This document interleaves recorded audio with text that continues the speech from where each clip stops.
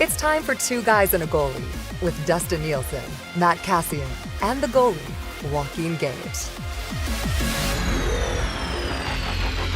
Well, happy game day, everyone. It is Game 6 of the Oilers and the Los Angeles Kings. Tonight, you are listening to another episode of Two Guys and a Goalie. Whether you're watching live or you have it subscribed and you listen to the podcast a little bit later on, obviously, we appreciate the support. Thank you very much. Tell your friends about the podcast and the live stream and the YouTube channel. Just search Nielsen Media on YouTube as well. So if you're a YouTuber as opposed to a Twitter guy, you can find the content over there as well. It's all brought to you by our friends at Coolbet Canada. Sign up for an account today and use the code 2GUYS when you sign up, and bet heavy on the Kings tonight. That way, if they beat them, you're making a ton of money and you feel great anyway. That's the ultimate fan hedge. Because like, if somebody bet, let's just pick a number, $500. If you bet $500 tonight against the Oilers and the Oilers win, you're like, it doesn't matter. They're going to Game 7. Who cares about the 500?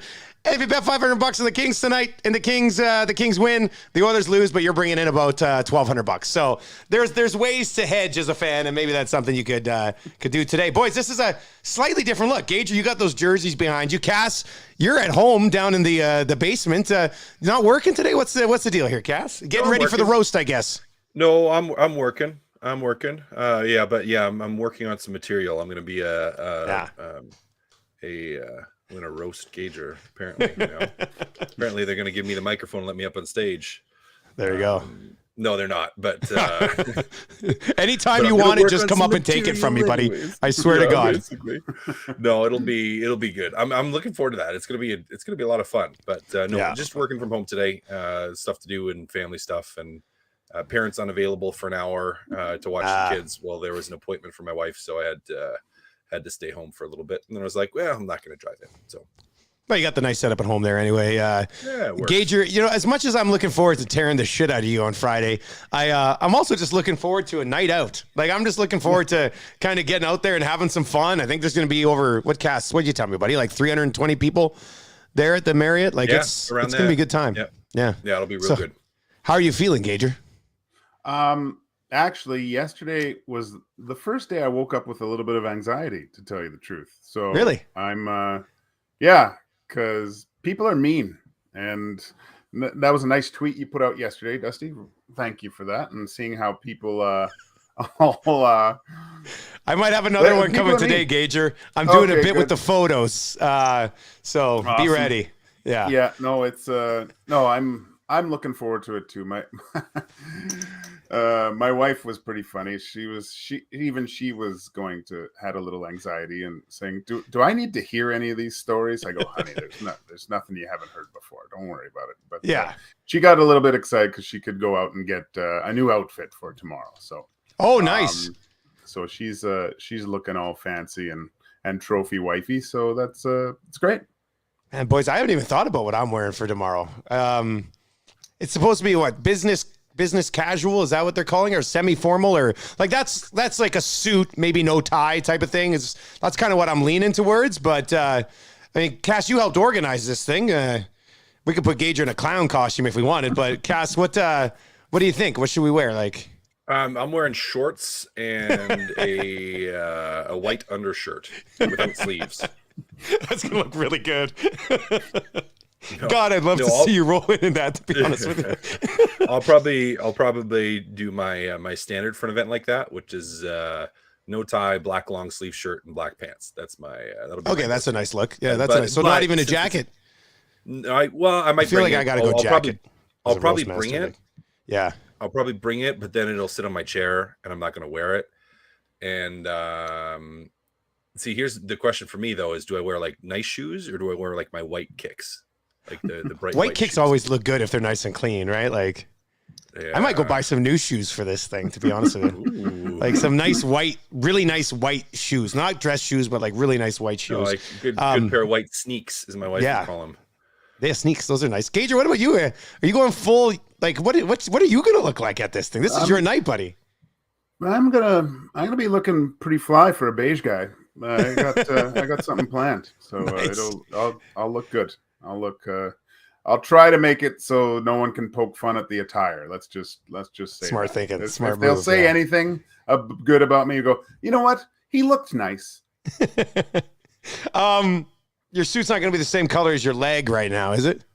Oh no, I'm just looking at this. Do you mind if I show this photo? I've got it on my phone. Yeah, Is that okay? Yeah, no. This is Gager's leg from stress with the roast coming. Keeps punching himself in his inner thigh, and that's how it looks. Gager, what is this, buddy? What the hell happened here? That's the price of victory, Dusty. That's winning at the Hockey Helps the Homeless. I felt the groin go in game 1 and managed to battle through the whole rest of the game and the next 2. And it was I knew I did something to it, but when my wife saw me from behind this morning, she was like, "What have you been doing?" And I go, "Oh, right, that was, honey. I swear to God, that was from the hockey game." So, yeah, actually, I got some sympathy points from her because I just haven't been complaining about it because, well, my ribs are all sore from the one wheel accident. It's I'm a mess, guys. You are. I'm a mess going into this. I'm prepared but unprepared for this. So it's yeah, Gager's hurting, but you know what they say about a wounded dog. You shoot it in the head with a gun. Put it down. You put it out of its misery. Yeah. I was gonna say I'm just hoping that the the cruelty is just your feelings get so hurt that you don't remember that your ribs and your leg hurt. Yeah, that's nice. Maybe that's it. That's nice, what I'm hoping for. That's nice. That's good. It's going to be a really fun night for anybody who's purchased a seat or a table. If you do watch Two Guys and a Goalie, we're really looking forward to it. And thank you very much for the support for Kids Sport Edmonton. All right, guys. I mean, this episode's basically a Game 6 preview here. The Edmonton Oilers fighting for their lives tonight down in Los Angeles. And I mean, let's start at the start. I mean, they have not been able to start well in this series, even in games where they scored 6 and 8 goals. It was still like, ooh, not a great start. Okay, they got some goals. Kings had to open it up, and the Oilers obviously can really take advantage in that situation. Cass, tell me why we should expect something different tonight, because the last 2 games have been huge, and they still laid duds to start games. Maybe the desperation, now that it's elimination. Like another level of it, yeah. Another level of it. Maybe with Darnell Nurse not being in the lineup, that adds a level of desperation. But it's a little scary to me, Dusty. I mean, we talked on your show today a little bit, and I talked about how I'd been on teams where we'd struggle with this start for a period of time during the season, and you're just kind of trying different things and talking about it, and it takes a while to get there sometimes. But I have never been on a team that has struggled to start in the playoffs. I just haven't. I've been on a team where we weren't as good as the other team in the playoffs. But even in those, is like we at least started as well as we could have. But what's baffling about the Oilers is they go through these periods where they play, and you see them play, and they're so dominant of the LA Kings for stretches of the game, and you just have not really ever seen that in the first period, and we have not seen it from the outside of a game. So it's going to be interesting. I mean, it may take throwing together, and we'll talk about line combinations if they start to come out here, but it may take that Draisaitl-McDavid combination off the start of the game to maybe get it going. But I don't know, man. It's been tough. It's been tough. Gager, what are you seeing? I mean, I know, and Mike Smith's been, I haven't loved Mike Smith overall in this series. I think he's been good, but I think in some close games, last game we can certainly get into if you want, but I mean, got to be perfect early here if you're Mike Smith tonight. Like, you cannot let anything bad happen early in this hockey game tonight. I really hope, Dusty, that he doesn't think that he has to get something going tonight with any spark sort the of team. Yeah. Yeah. Let's just focus on keeping that puck in front of us and having a scoreless first period, something that he's done numerous times throughout his career. But as for the start, I mean, I don't know if just because of the way games 2 and 3 went, where they had domination and were scoring goals and feeling good about themselves, that they just changed the whole entire reason of why they had the success in the first place. And that, to me, that was just keeping everything so simple, not trying to do things that were impossible, just getting pucks out at the 100% at both blue lines, right? If you have to dump the puck in, dump it in.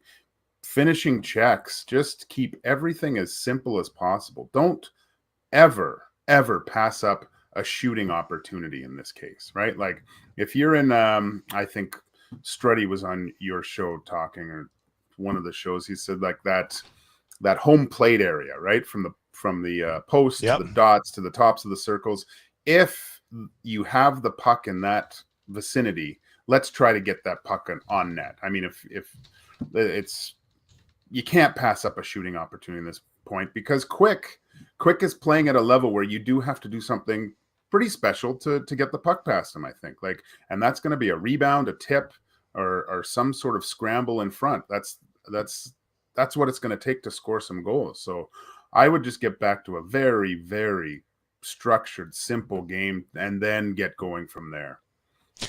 Let's stick with the goaltenders just for a second, Gager, because I know statistically Smith's save percentage is much above where Quick's is.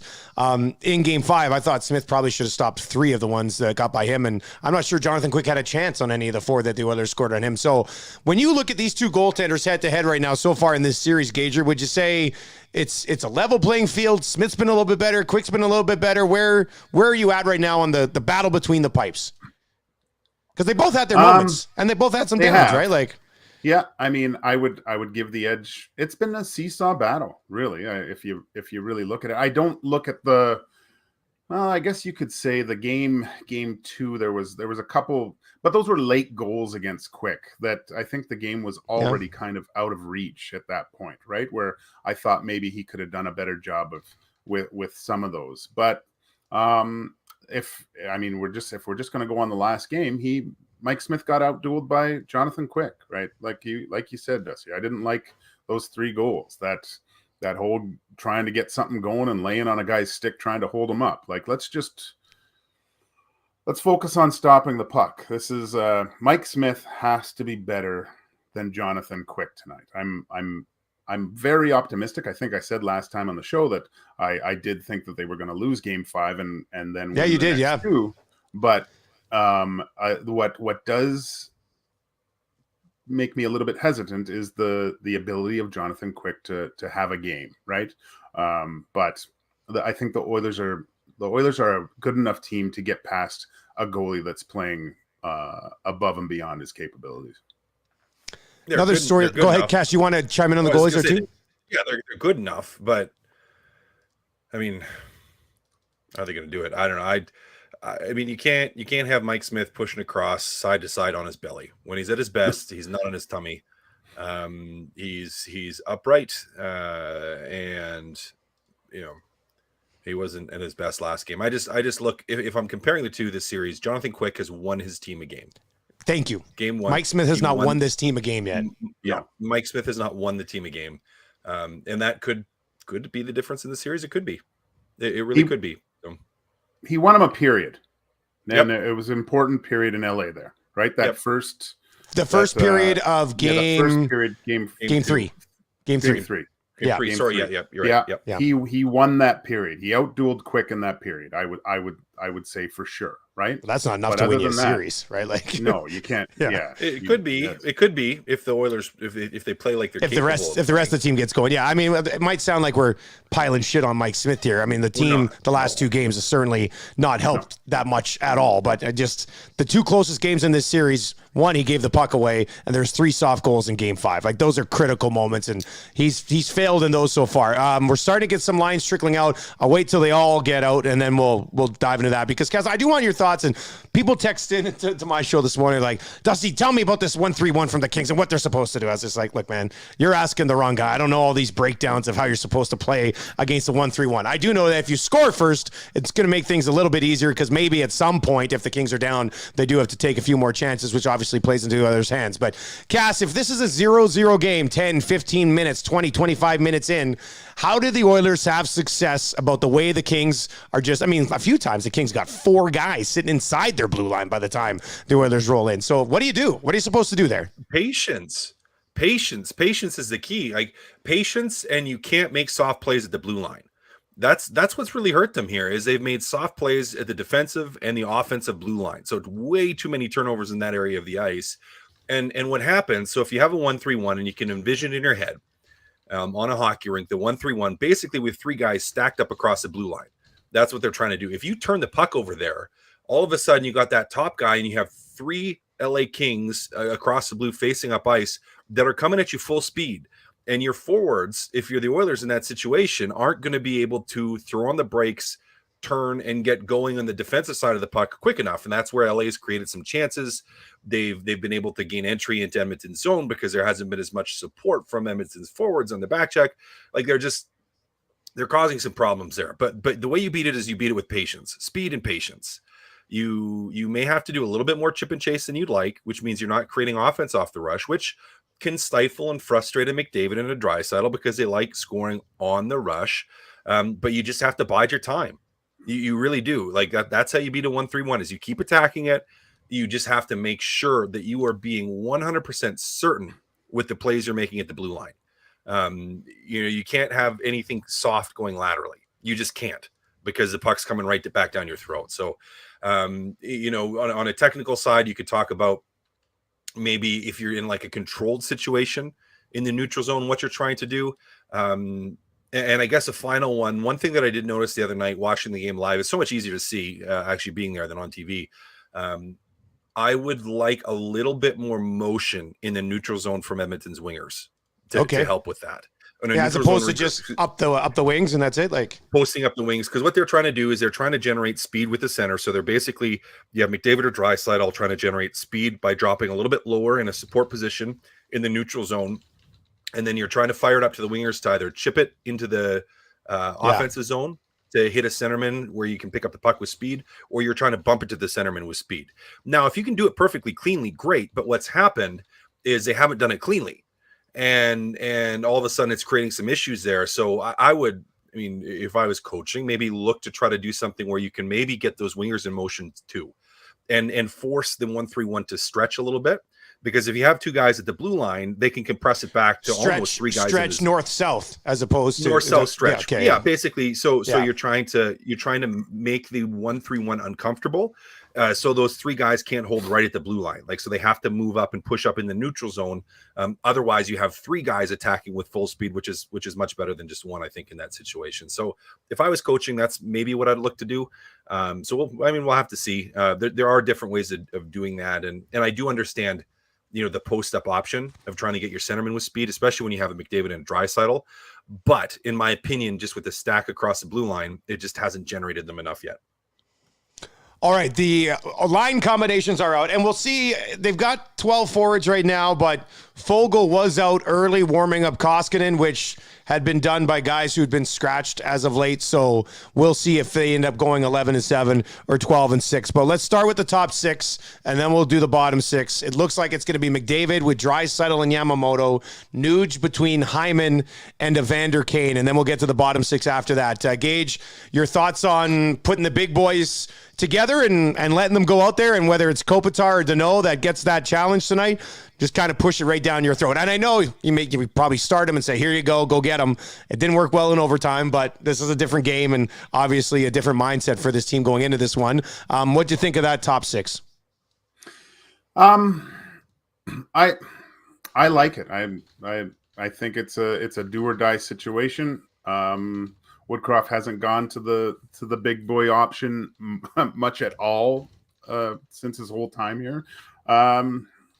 As long as they play on both sides of the puck and just don't think offense, right? Like that. Yeah, that's true. That's the thing. That was the case when you saw them get put together. It was like, we got to score goals and that's it, right? Like, and we didn't see a lot. Like, they have to play just as hard on the defensive side of the puck as on the offensive side. And I think you're saying it's not 4-2 in the third period. It's a 0-0 to start a game, right? Yeah. Like, this is like, Cass, you said it. Patience, right? And I mean, I don't know if you saw this, Cass, and I think you kind of basically said this, but what I found was a lot of times with the last game, at least when the Oilers D had the puck, guys were blowing the zone so fast that the gap that they had, there was not a lot of options for D-men to go for a tape-to-tape pass. And one way to get past that 1-3-1 is definitely coming out as a unit. And if there is a dump, you can't have like three guys standing at the blue line and then trying to get speed. Yeah. Like, those decisions have to be made quicker. That, okay, I'm dumping it. We're all hitting that blue line with speed and getting in on the forecheck.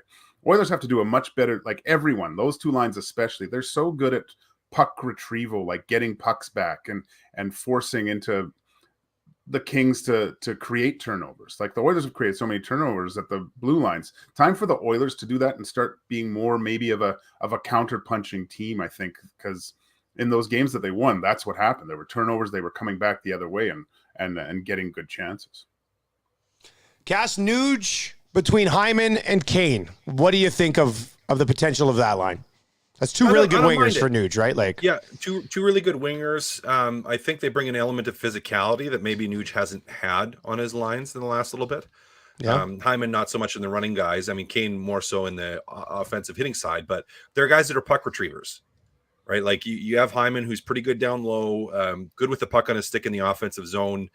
Kane, who's a guy who can go to the net and put the puck in. So it's an interesting look to me. I would completely echo Gager in that the mindset has to be it's a 0-0 game, because McDavid and Draisaitl are really, really good together, really good offensively. Where they can get into trouble 5-on-5 is when they're both cheating offensively, because they both do. And the LA Kings have actually even talked about that. It's like those guys cheat offensively all the time.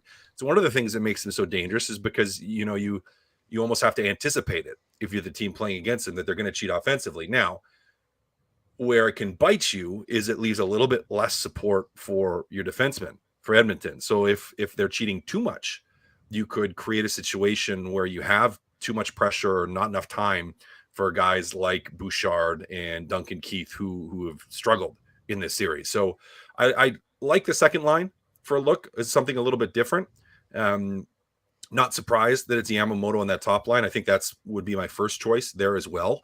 I think it balances out the lines a little bit better. I'd kind of gone back and forth of if they were going to do Kane on the second line or Kane on the first line.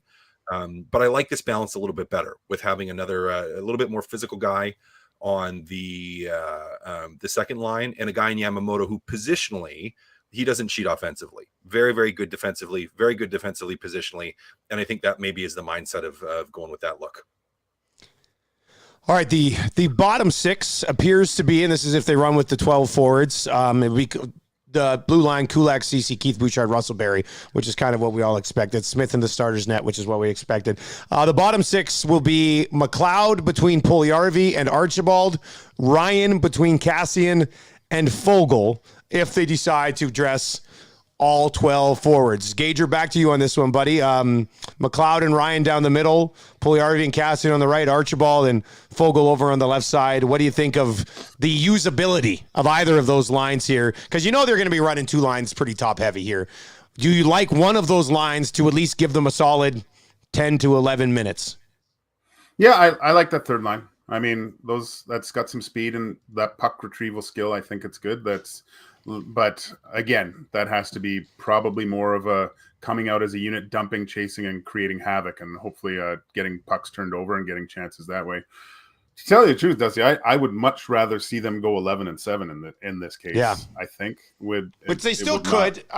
They still could. Yeah, they still could before puck drop, right? So it's too important a game to have Darnell Nurse out and not have other options on D if something catastrophic happens and someone has to, whether they get a puck in the ankle and have to leave for a few minutes. To go down to 5D at that point, that makes it very difficult. And the reason why I say this is because the Oilers have had so much success with the 11-7. It's not something new. It's something that they're really familiar with. And let's face it, it just gives them options to load up the two big guys and get them even more involved in the game, right? So I'm not a fan of the four lines. I hope that it's an 11-7 structure. I think it should be Gager. Yeah. And I'm not worried about the injury part of it, of having to go to 5D.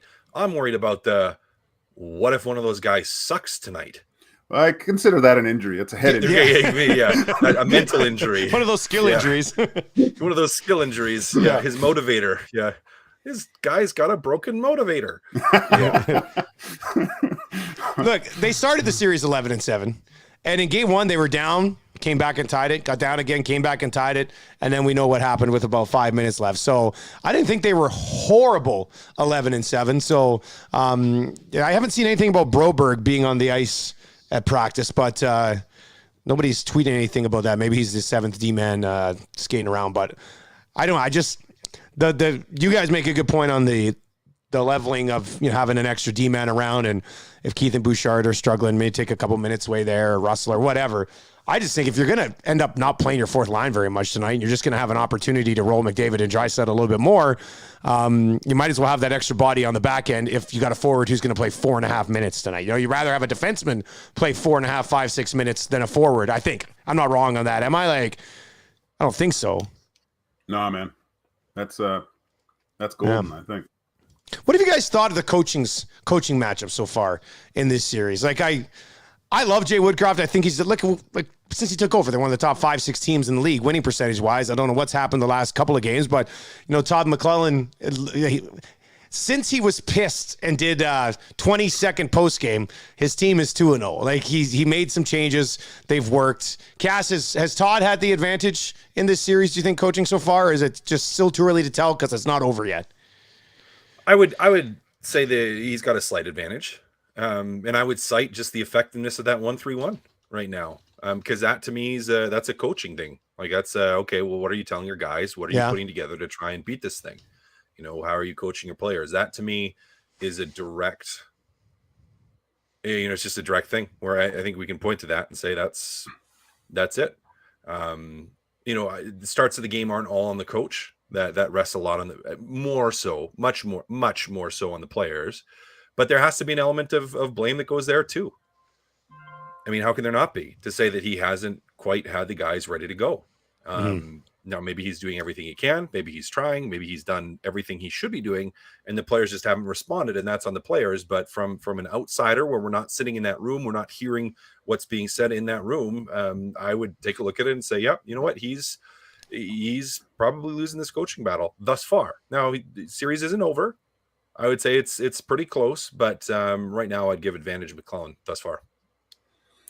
Yeah, I think he has an advantage. Definitely, he's coached a lot of these guys, right? He knows what they can and can't do, right? Yeah, he knows where they if you put them in certain positions where they're good and when they possibly struggle. So of course there's an advantage there. I love what he did in that. The biggest thing I took from that 30-second press conference was not that how mad he was, but the belief in his team that they were better than what they showed. And that's what I saw from him saying that. He couldn't believe that they were playing the way they were and he made it sound like we just gave the Oilers a game when the Oilers actually played quite well, right? So putting a little bit more belief in your team.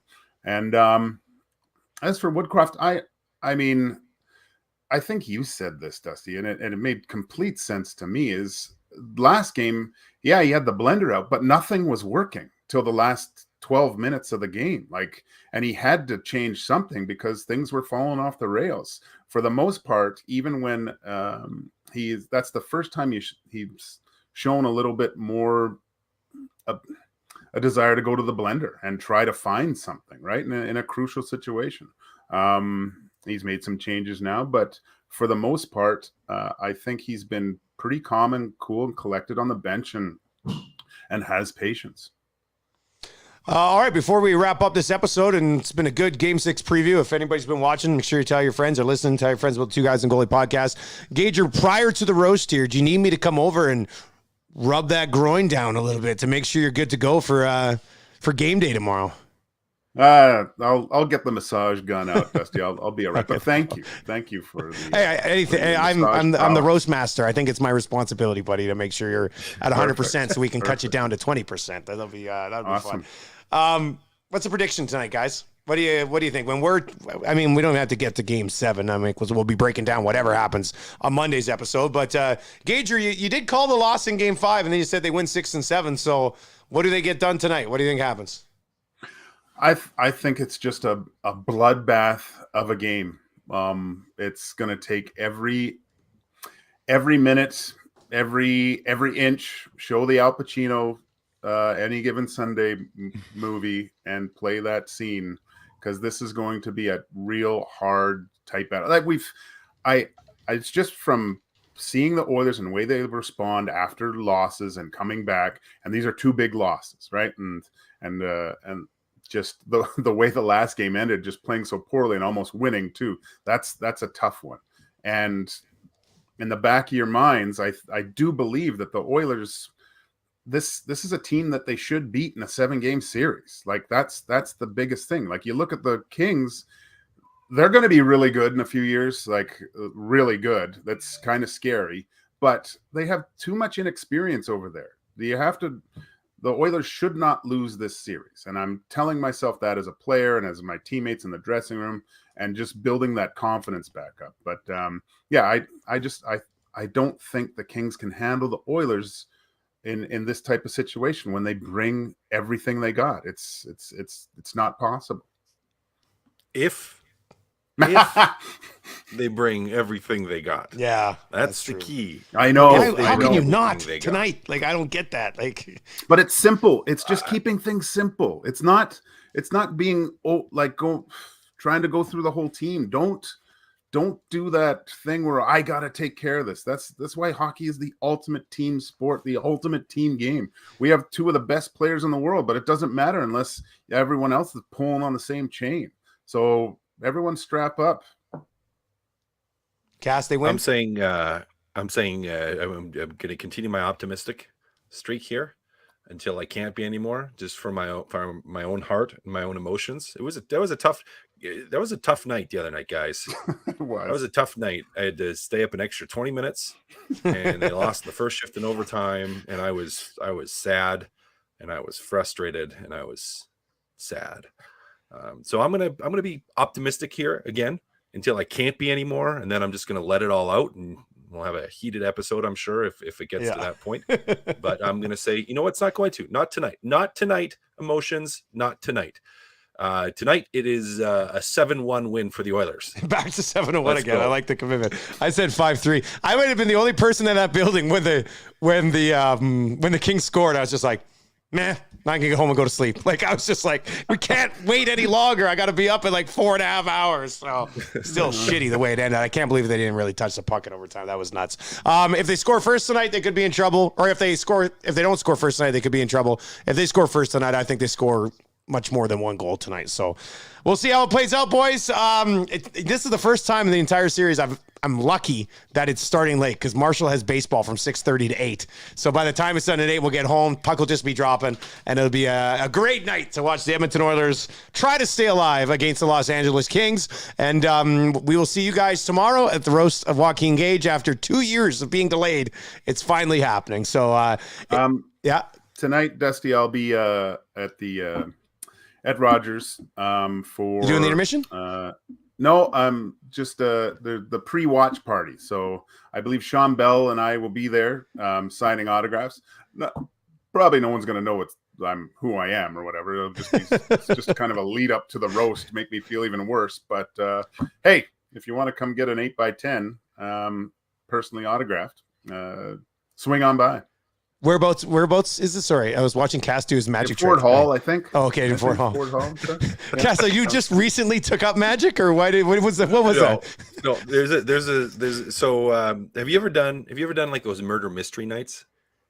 Yeah, my family does them at Christmas time when we go home. Yeah, so apparently my wife and I are going to one with a bunch of our friends tonight. And no, not tonight. Oh. Okay. Not tonight. But my role is my character is a magician. Oh, and I'm supposed to wear like a top hat. Yeah, I'm supposed to wear like a top hat in a like a tuxedo.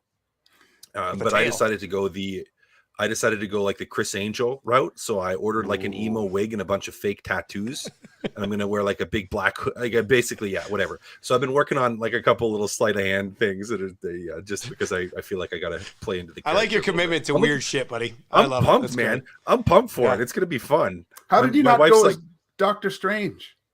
Full Doctor Strange. I mean, that would be a little bit more tricky to get a cool robe like that. That'll be fun though. I mean, those are always fun. Obviously, you don't know. You're not the guy who murdered anybody, right? Like we don't know yet. Okay. You don't even know if it's you. What happens in this one is like no one knows who it is. Like everyone could be until about halfway through. the night, and then halfway through the night, like they announce who it is. But I mean, I just wanted to turn into, if you ever remember The Office and like the Savannah episode, I mean, that's just like, to me, like that's the ultimate goal, is just make it so ridiculous and dumb but fun. So I'm looking forward to it. Actually, my wife isn't. She's just like, yeah, it'll be okay.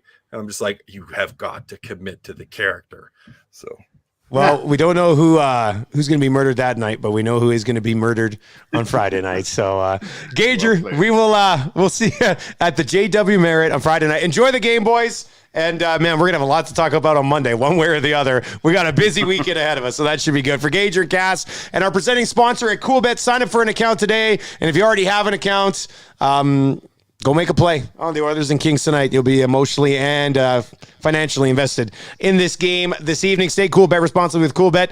Talk to you on Monday, boys. Later, boys.